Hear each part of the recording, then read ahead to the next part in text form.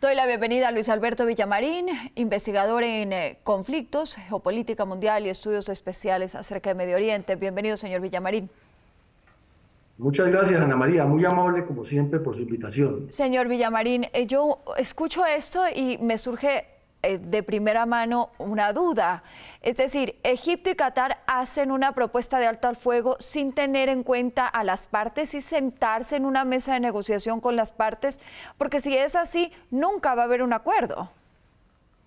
Sí, por lo visto, Ana María es una salida rápida, diríamos en falso, de Egipto, porque no tiene la potestad para hacerlo, porque naturalmente Israel no lo va a aceptar y el señor Netanyahu y los ultraortodoxos van a bloquear ese tipo de propuesta.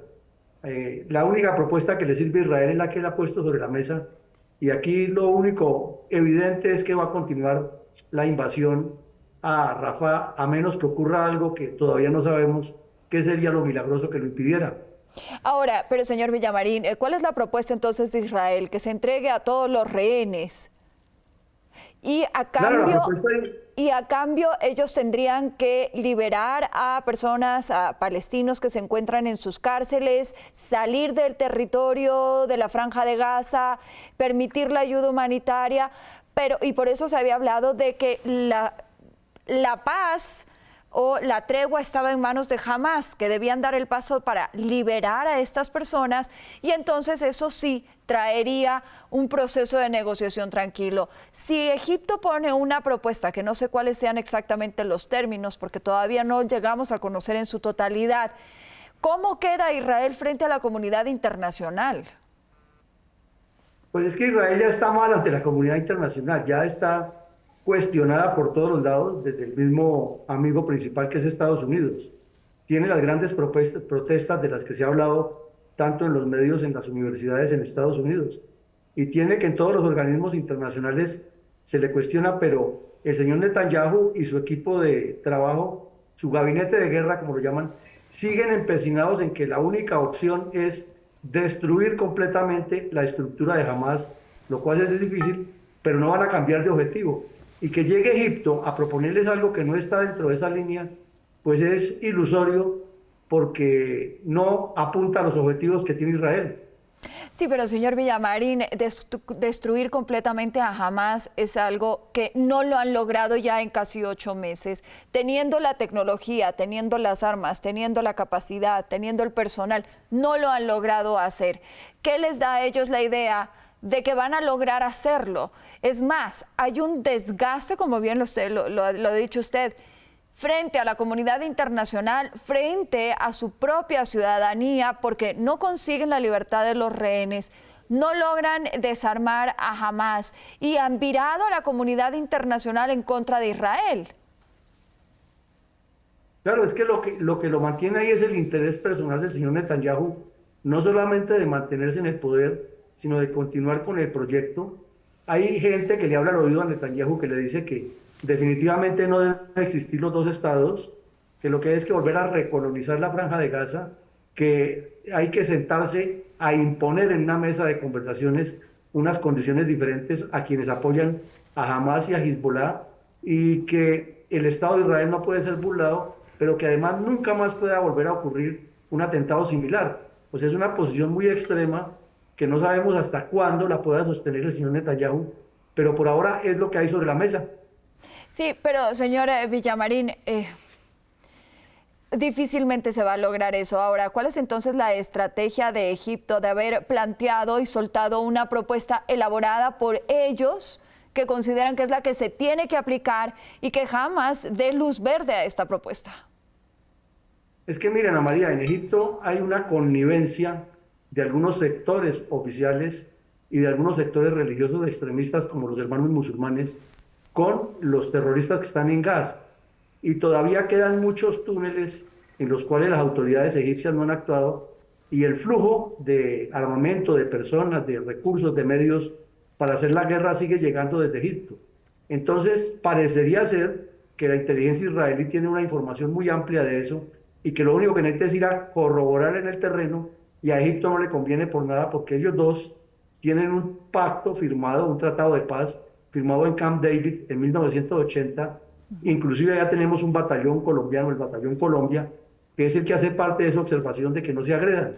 Entonces ahí es la preocupación y seguramente Estados Unidos lo sabe bien y tienen esa preocupación. E Israel tiene el afán de demostrar dónde está el problema y aquí pasaríamos a una situación mucho más compleja e impredecible. Sí, claro, pero con eso no se cura en sano Egipto, con eso genera mucho más conflicto al crear una propuesta hecha a la medida de ellos, de Egipto y de Qatar, más no de Israel y de la Franja de Gaza y del grupo Hamas y de los palestinos. Es que miren, Ana María, históricamente a menudo los que nombran de mediadores, de facilitadores, tienen muchos más intereses que ocultar que los mismos que están comprometidos. Y ese es el caso de Qatar y Egipto, porque Qatar lleva años dándole dinero a Hamas y albergando terroristas de Hamas allá y de Hezbollah. Y eso no es un secreto para nadie en el mundo. Y Egipto, pues tiene un gobierno que no está de acuerdo con los yihadistas, pero que tiene sectores dentro del gobierno y dentro del sector religioso que lo hacen. Entonces prefiere asumir esa actitud que tampoco sabemos cuánto tiempo les dure sostener esa intención. Ahora, Israel se ha mantenido en que invadirá Rafah y Estados Unidos se le ha dicho que no le apoya en esa invasión siempre y cuando no se presente cuál va a ser el plan para ayudar y para evitar que haya un mayor daño a los civiles. Solo el hecho de la invasión significaría que 1.5 millones de personas tengan que evacuar y salir nuevamente de ese lugar.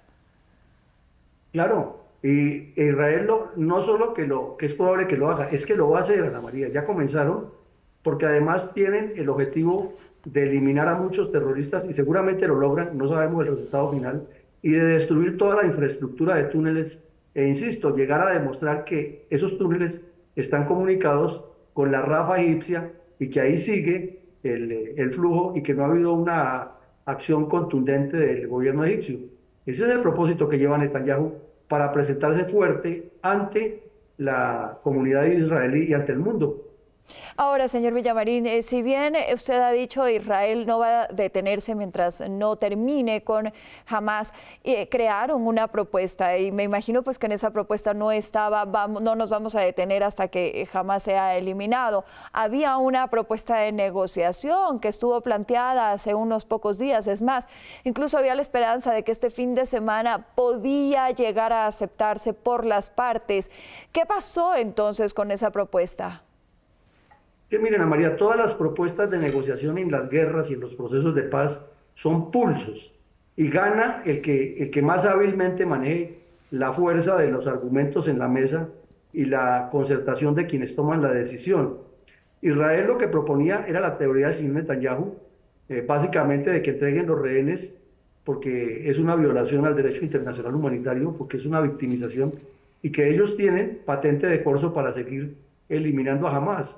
Y lo que dice Hamas es que ellos no van a entregar a los rehenes.